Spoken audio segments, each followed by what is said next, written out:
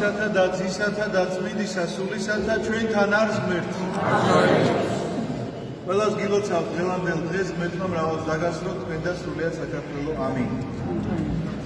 დღევანდელ დღეს მოგეხსენებათ ყოვლადწმინდა ღვთისმშობლის მიძინების დღესასწაულს აღნიშნავს მართლმადიდებლური ეკლესია და მარხვა, რომელიც აი ამ მარხვას ეძღვნებოდა, სწორედ დღევანდელ დღეს მთავრდება დღესასწაულით, რომელსაც ქვია ყოვლადწმინდა ღვთისმშობლის მიძინება.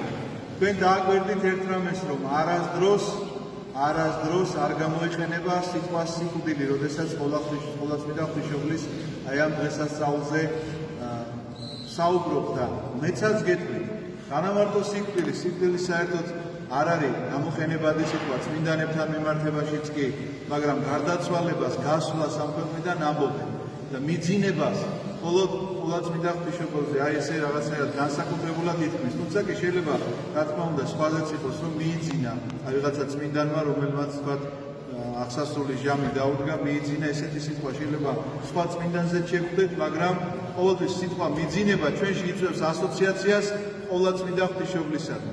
ეს იყო იერუსალიმში მდებარე მთა სიონი, თუმცა კი მთელი იერუსალიმი შეიძლება სიონათაც ითქვას ერთ მთადაც, მაგრამ იმ ცალკე განცალკევებულ ადგილად, რომელსაც მთა სიონი ეწოდება, იოანე ღვთისმეტყველის სახლი, სადაც იდგა და სადაც მოხდა მართლაც მისი მიძინება, ამქვეყნიური მიძინება და არა სიკვდილი, ისეთი როგორცაც ჩვეულებრივი ცოდვილი ადამიანები ვღებულობენ. იმიტომ რომ მას აქვს რაღაცა განსაკუთრებული ყოვლადწმინდა ღვთისმშობელს და სწორედ ამ განსაკუთრებულობაზე მინდა დღევანდელ დღეს თქვენ გესაუბროთ.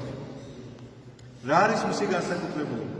სადმე თუ წაკითხავთ, რომ ყოვლადწმინდა ღვთისმშობელს სახარებაში ან გადმოცემაში თუ წერია, რომ რაიმე სასწაული აღესრულებინოს. არც ერთ სასწაულზე ლაპარაკი არ არის.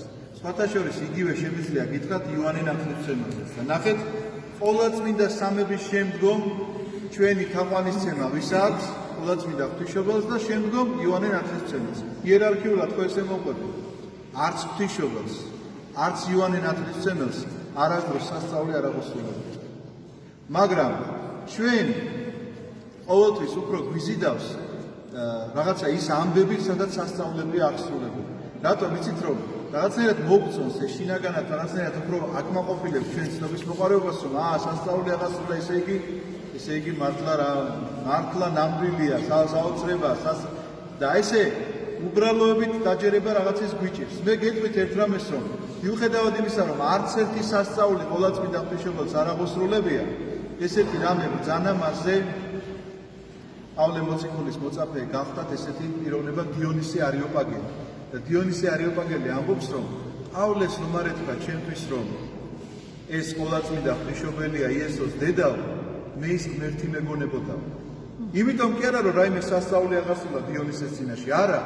ეს იყო ასეთი გამოსხივებით, თავისი შინაგანი, სულიერი სხივებით, რომ ასხივებდა ადამიანი. და რა იყო მაშინ მაინც ეს განსაკუთრებულობა?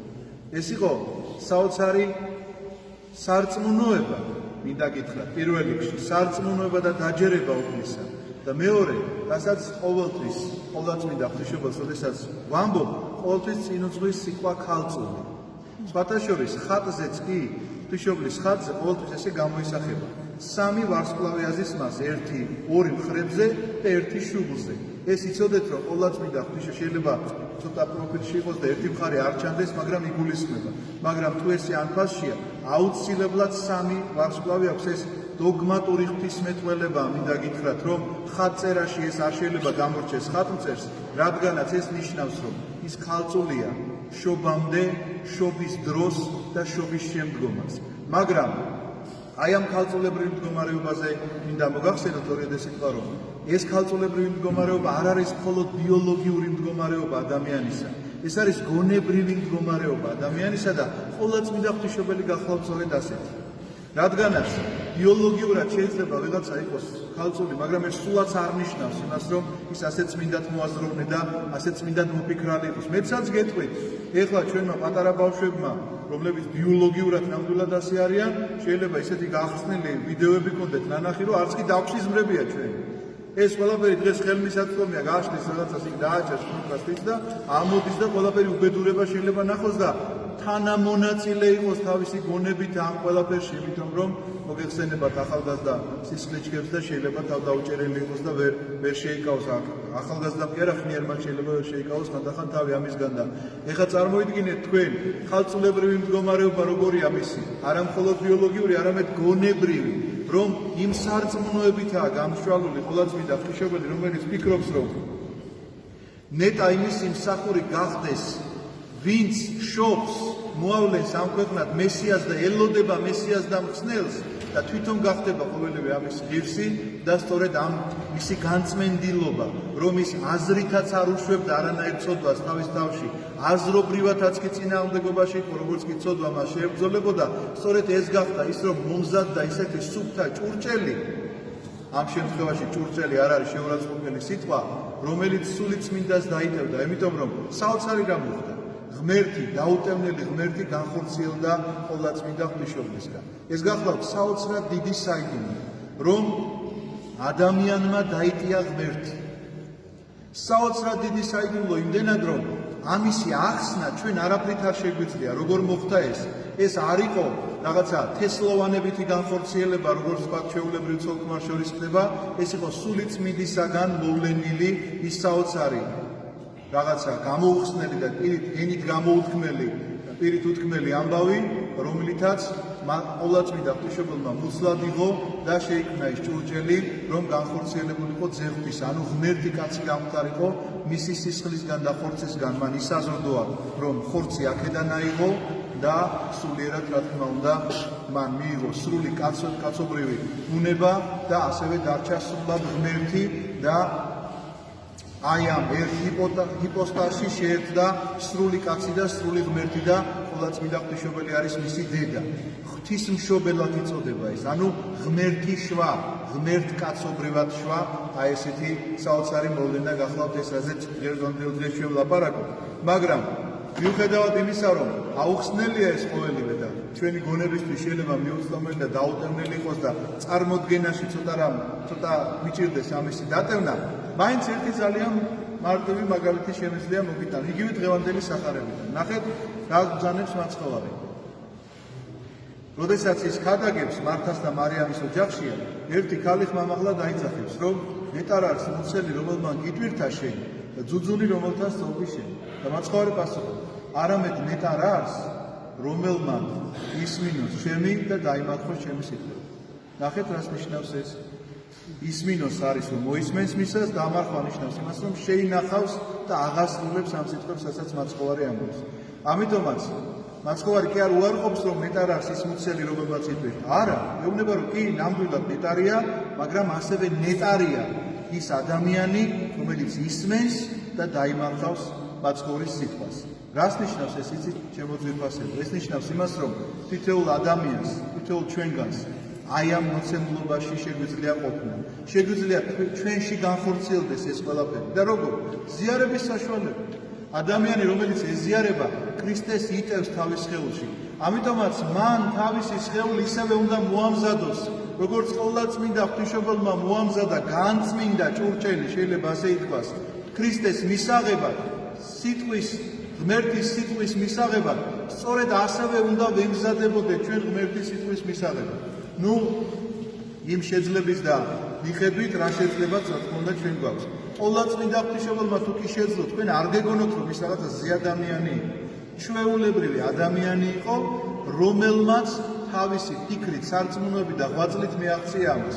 ასე რომ ჩვენც ჩვეულებრივ ადამიანებს გვაქვს ამისი საშუალება, გვაქვს ამისი მოცემულობა და ქრისტეს მიერ არის დადასტურებული ეს სახარებაში, რომ ჩვენ შეგვიძლია იგივე გავაკეთოთ, რომ მივიღოთ ღვთის სიტყვა და დავიმარხოთ ის, ანუ ჩვენში იქნას ის დამარხული, შენახული და განხორციელებული. რას ნიშნავს განხორციელებული? იშვას, ისევე როგორც ყოვლადწმინდა ღვთისმშობელმა შვას, იშვას საქმეებით, ჩვენი საქმეებით, იმიტომ რომ თუ კი ჩვენ ქრისტეს საქმეებს აღვასრულებთ, იცოდეთ რომ ეს ქრისტეს შობის თვალსაზრისია, იმიტომ რომ საზოგადოებაში ჩვენ ამით ვქადაგებთ ქრისტეს შესახებ. იმ საზოგადოებაში, სადაც ჩვენ ვყოფებით. ამიტომაც დაიხსოვეთ ეს შემოძვირფასება. ყოვლადწმინდა ღვთისმშობლის ეს უდიდესი საიდუმლო, რომელიც მასზე აღსრულდა, თითოეულ ჩვენ გვაქვს ამისი მონაცემი და ამისი პოტენციალი და არ დაივიწყოთ ეს არასოდეს, რომ გაქვთ საშუალება, რომ მიიღოთ ქრისტე და დაიმარხოთ მისი სიტყვა. მე ასევე მინდა გითხრათ, რომ ყოვლადწმიდა ღვთისმშობლის მიძინება მოხდა იმ საოცარი გარდამოცემა სახარებაში ჩვენ ამის შესახებ არაფერი არ გვაქვს მოთხრობილი, მაგრამ არსებობს წმინდა გარდამოცემები სახარების პარალელურად, რომელსაც ეკლესია, რა თქმა უნდა, იყენებს როგორც ისტორიულ ფაქტებს. რომ მას გაბრიელი გამოეცხადა, კვლავ გაბრიელი, რომელმაც ახარა, რომ მისგან იშვებოდა ქრისტე, სწორედ იგივე მთავარანგელოზი გაბრიელი ეუბნება, რომ იერუსალიმი არ უნდა დატოვოს, ის უნდა მოემზადოს ქრისტესთან შესახვედრად და ყოვლადწმიდა ღვთისმშობელი ითხოვს მისგან, რომ შეხვდეს ის უნდა ყველა მოციქულს და ყველა მოციქული მოვა მასთან, ეხლა მე დამიძინების ისტორიას გიყვებით და მათთან ერთად გარდაიცვლება იგი, მათ თანდასწრებით გარდაიცვლება, გალობით გააცილებენ მას და დაკრძალავენ სამარხში.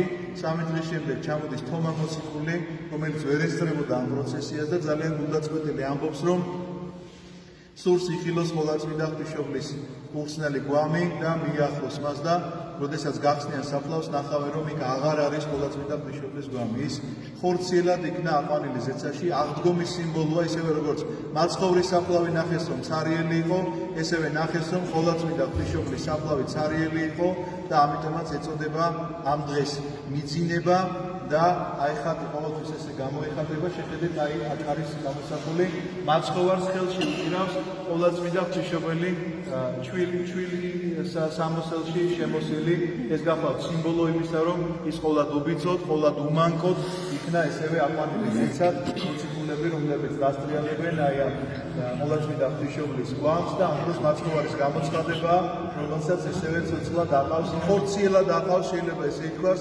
ხორციელად აყავს ყოვლადწმიდა ღვთისმშობელი.